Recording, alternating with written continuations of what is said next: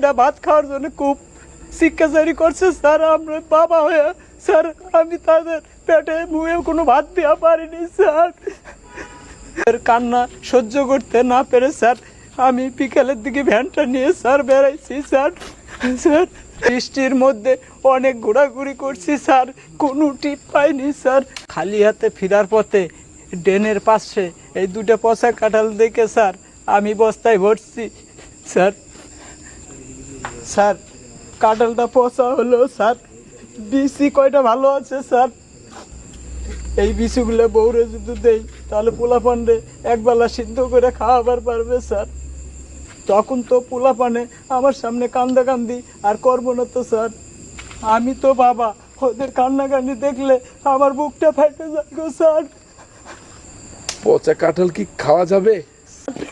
বিচিগুলা কত ভালো আছে স্যার।